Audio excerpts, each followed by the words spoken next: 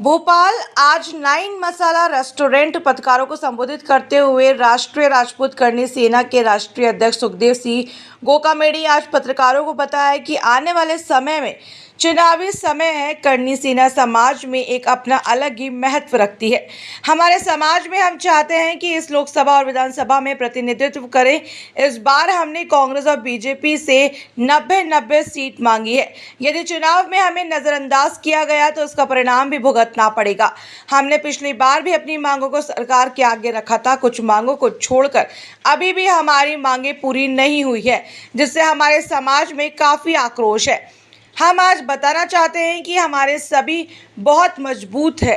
खास तौर से दूर दराज गांव में समाज का एक बड़ा हिस्सा जो तख्ता पलटने में और नई सरकार बनाने में सहयोग भी कर सकता है, इसलिए हमें नज़रअंदाज ना करें। इसी क्रम के चलते प्रदेश अध्यक्ष श्री प्रताप सिंह चौहान ने भी हुंकार भरी और बताया कि इस बार के चुनाव में यदि राजपूत समाज को अनदेखा किया गया तो वर्तमान सरकार और आने वाली सरकार को हम बता देंगे कि हमारी एकता कितनी मजबूत है। हम सभी का यही प्रयास रहेगा कि हमारे समाज के लिए आने वाले चुनाव में प्रतिनिधित्व करने का मौका मिले।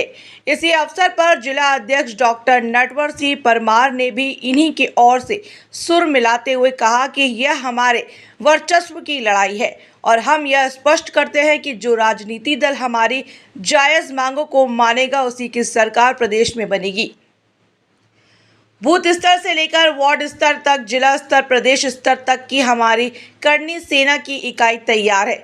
यदि हमारी मांगों को और हमारे राष्ट्रीय अध्यक्ष की बातों को नज़रअंदाज किया गया तो इसका भयावह परिणाम आने वाले चुनाव में दिखेगा। हम यही चाहते हैं कि हमें भी इस बार मौका दिया जाए और लगभग 80 से 90 सीट हमारे समाज के लिए रिजर्व रखी जाए, जिससे हमारे समाज में हर्ष और उल्लास का माहौल बना रहे। यही तो आने वाली सरकार जो भी अपने सपने देख रही है उसका बहिष्कार और साथ ही तिरस्कार के साथ हम इस बार करनी सी और हमारे समस्त भाई बंधु दिखा देंगे कि चुनाव में किस प्रकार से हमें नज़रअंदाज किया गया तो इसका परिणाम साफ तौर पर दिखाई देगा। आज आए हुए सभी पत्रकार बंधुओं का प्रदेश संगठन मंत्री जसवंत सिंह ने धन्यवाद प्रेषित। देखो, आज जो ये भोपाल के अंदर हम आपके बीच में हैं, एक हमने कोर कमेटी का गठन किया है जो बीजेपी को और कांग्रेस को, जो राजपूत भाई हमारे से संबंधित हैं, टिकट लेना चाहते हैं, उनके आवेदन लेंगे और फिर दोनों पार्टियों से टिकट देने का आग्रह किया जाएगा। उसको लेकर के आज ये प्रेस कॉन्फ्रेंस आपके बीच में रखी गई। आप लोगों ने देखा 5 जनवरी को हम लोगों ने यहां कुछ मांगे मुख्यमंत्री शिवराज सिंह जी से मनवाने का काम किया था। उसके अंदर ज्यादातर मांगे पूरी हो चुकी है। अब एक तो जो भर्तियां निकल रही है उसमें कोविड काल के कारण ईडब्ल्यूएस धारी जो लोग थे उनको आयु में छूट की जो बात है वो अभी पेंडिंग चल रही है। उस पर भी नोटिफिकेशन हम चाहेंगे, सरकार से आग्रह करेंगे कि नोटिफिकेशन जल्द से जल्द जारी करे। एक महाराणा प्रताप बोर्ड का गठन हुआ था, घोषणा उस दिन हो गई थी पर अभी वो बना नहीं है। तो हम आपके माध्यम से मुख्यमंत्री जी को याद दिलाना चाहते हैं कि महाराणा प्रताप बोर्ड का गठन अति शीघ्र करके उसकी कार्यकारिणी है वो घोषित करें। इन मुद्दों को लेकर के आज हम आप लोगों के बीच में। अब आपका कोई सवाल हो? सुखदेव जी, हमारे क्वेश्चन था जी, मध्य प्रदेश में राजपूत समाज की संख्या कितनी है? एक क्वांटिटी जाना चाहती मीडिया। देखो, मध्य प्रदेश के अंदर 1 करोड़ 80 लाख से प्लस है और 85 सीटों के ऊपर राजपूत समाज का पूरा प्रतिनिधित्व रहता है। 85 सीटों के ऊपर तो सीधा सीधा आक्षेप राजपूतों का रहता है हराने और जिताने का। सर, पिछली बार क्षत्रिय करनी सेना ने एक पीसी करी थी। उन्होंने कहा था कि जितने भी करणी सेना के अलग अलग अंग जो बने हुए हैं वो सब एक साथ होकर 28 तारीख को महाआंदोलन करेंगे। उस संबंध में आपका क्या कहना है कि कितने करणी सेना के अलग अलग कौन सी 28 तारीख को? इस 28 तारीख का बोला था उन्होंने। अभी आएगी ये? जो निकल गई 28 तारीख उसका बोला था। हमारे पास तो ऐसा, हुआ। देखो हमारे पास तो ऐसा कोई मैसेज नहीं है। श्री राष्ट्रीय राजपूत करणी सेना है, उसको आप बखूबी जानते हो। पूरे भारत के अंदर ईडब्ल्यूएस के लिए हमने प्रयास किए, सवर्ण आर्थिक पिछड़े थे उनके लिए लड़ाई लड़ी और उसमें हम कामयाब रहे। 10% आरक्षण दिलाया। उसमें हमने राजपूतों की बात नहीं की, हमने सवर्ण आर्थिक पिछड़ों की बात की और उसका बेनिफिट आज सब लोगों को मिल रहा है। तो देखो, संगठन एक नाम से अनेकों बनते रहते हैं। कोई जिला लेवल का होता है, कोई स्टेट लेवल का होता है, कोई नेशनल लेवल का होता है। तो श्री राष्ट्रीय राजपूत करणी सेना ये देश के 22 स्टेट के अंदर है, आप लोग देखते रहते हो। 5 जनवरी को भी जो हमारी मांगे थी उसके अंदर मां पद्मावती के ऊपर जो हम लोगों ने लड़ाई लड़ी थी, उसमें भी जो मुकदमे दर्ज हुए थे वो यहाँ की सरकार ने वापस लिए। वो भी हम सीएम साहब को धन्यवाद देना चाहते हैं। मैं न्यूज़ 100 चैनल से आपसे निवेदन करना चाहता हूं कि आपका टिकट देने में झुकाव भाजपा साइड में या कांग्रेस साइड में, किस साइड में ज़्यादा झुकाव है आपका? देखो, झुकाव की बात नहीं होती। हम झुकाव जो हमारा सामाजिक संगठन है, हम लोगों ने इसीलिए कोर कमेटी बनाई है कि जो जो चुनाव लड़ना चाहते हैं वो हमारे कोर कमेटी से संपर्क करेगा और फिर हम दोनों पार्टियों से संपर्क करेंगे। आज आपके बीच देरी से आया, मैं थोड़ा लेट हो गया, इसी वजह से तो लेट हो गया ना। इन दोनों पार्टियों की स्क्रीनिंग कमेटियां हैं जो बाहर से पर्यवेक्षक आए हुए हैं, उस वजह से ट्रैफिक में ज़्यादा टाइम लग गया आने में। राजपूत जी, आपके ऐसे 22 राज्यों में आप लोग का संगठन है, तो सिर्फ 2 लोगों को आप टिकट को मांग रहे हैं कि आप सक्षम नहीं थे पूरे मध्य प्रदेश को उतारने के लिए? नहीं, उतारने के लिए तो हम कहीं भी उतार सकते हैं, कोई दिक्कत नहीं। मध्य प्रदेश हो, चाहे राजस्थान हो, चाहे दिल्ली हो। पर अभी हमारा राजनीतिक संगठन, हमने जो करणी सेना उसका राजनीतिक संगठन में विलय नहीं किया है। हम सामाजिक तौर तरीके पर समाज के जो कार्य होते हैं उनमें ही ज़्यादा भाग ले रहे हैं। जिस दिन करणी सेना का किसी राजनीतिक पार्टी में विलय करेंगे उस दिन सोचेंगे। दोनों पार्टी से मिलने का मतलब तो है कि आगे सौदाबाजी होगी।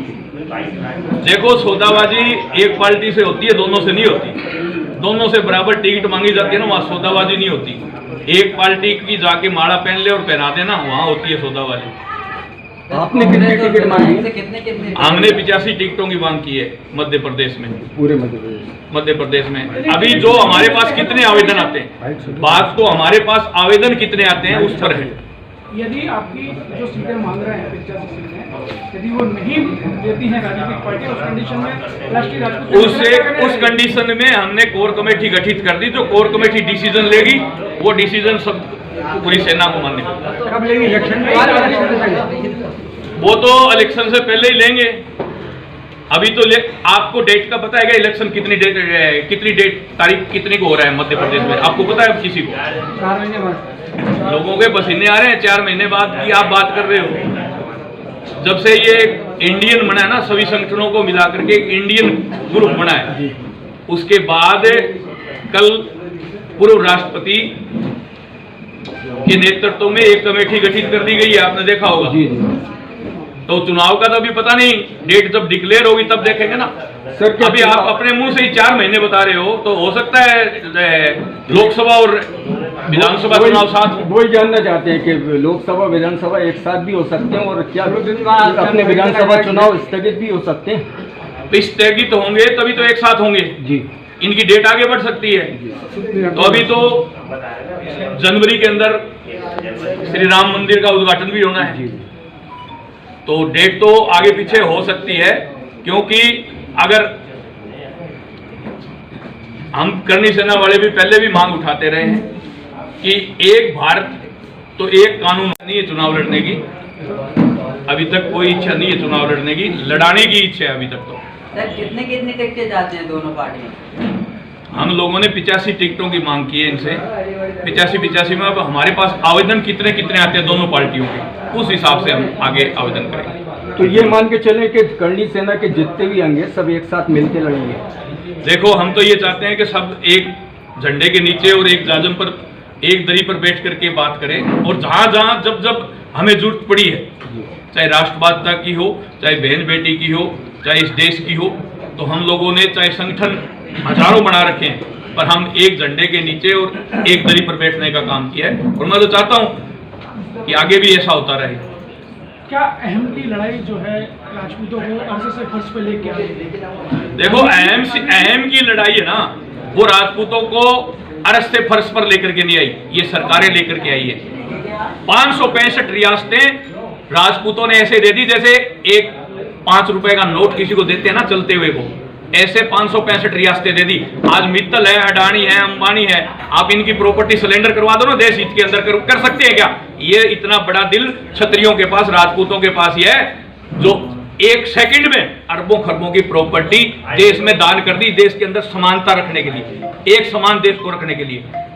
बाबा साहब अंबेडकर ने क्या कहा था कि मैंने हिंदू धर्म में जन्म लिया है पर मरूंगा हिंदू धर्म में नहीं। उन्होंने बौद्ध धर्म अपनाया, और भगवान बुद्ध भी क्षत्रिय थे, बाबा साहब अंबेडकर ने भी क्षत्रिय धर्म अपनाया। इस बात को आप क्यों बोलते हो?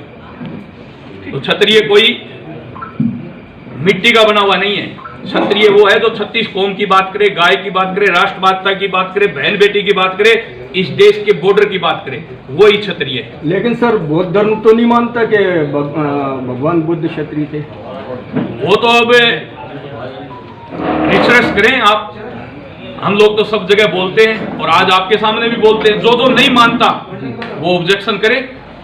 हम तो कहते हैं भगवान बुद्ध क्षत्रिय थे, धड़ल्ले से कहते हैं, और बाबा साहब ने बौद्ध धर्म अपनाया। सर, आपने बहन बेटी की बात करी, अगर आपके समाज की बहन बेटी है, अगर उसको सहयोग की जरूरत पड़े तो वो किसके पास जाए, किससे सहयोग मांगे? देखो, हमारे अंदर हम लोगों ने शाखाएं बना रखी है। शिक्षा की अलग है, आंदोलन करने की अलग है, मदद करने की अलग है। हमने शाखाएं बना रखी है, तो उसमें हमारे पास पीड़ित हैं, वो आते रहते हैं, तो उनकी मदद उस हिसाब से होती रहती है। प्रदेश अध्यक्ष जी बैठे, इनसे मैंने फोन लगाने की कोशिश करी, इन्होंने बोला फोन नहीं उठाया। नहीं, अभी आपसे मिलेंगे, आपके जो भी पीड़ा है आप बताना कि आपको, मैं बताऊं आपको घरेलू है या बाहर से किसी के तरफ से कोई है, तो आप बताओ। महिलाएं हो चाहे राजपूत हो, सबको आगे आना चाहिए, और आगे आकर के सबको इस देश की अखंडता में और इस देश को विश्व गुरु बनाने में सबको भागीदारी निभानी चाहिए, चाहे वो पुरुष हो या महिला हो। ठीक है सर, की जो पार्टियां हैं कितने प्रतिशत करनी सेना उनसे डिमांड करेंगे कि इतने प्रतिशत हमें हमारे समाज के लिए वोट चाहिए? देखो, हम ये चाहते हैं कि कोर कमेटी बनाइए, उसके अंदर पहले तो हम ये देखते हैं आवेदन कितने आते हैं हमारे पास, फिर उसी हिसाब से उनसे हम मांग करेंगे। तो आप बिल्कुल शिवराज जी को वोट डलवाइए। शिवराज जी बढ़िया काम करेंगे तो शिवराज जी को डला देंगे, क्यों नहीं डलवाएंगे? अभी कैसा दिख रहा है शिवराज जी का? अभी तो जो हम लोगों ने आप लोगों के बीच में ही जो मांग पत्र दिया था, 11 सूत्रीय मांग पत्र था, उसमें से 8 मांगे तो उन्होंने पूरी कर दी। पता होगा आप लोगों को, माँ पद्मावती का स्मारक बनाने की यहाँ खेड़ी पे बात हुई थी, उसका उद्घाटन हो चुका है, बन भी चुका है। CDS राउत साहब के ब्रोदर भी थे, उनकी प्रतिमा लगाने की बात हुई थी, वो भी हो गया। उसके बाद जो यहाँ मुकदमे पद्मावती की हम लड़ाई लड़ रहे थे, माँ पद्मावती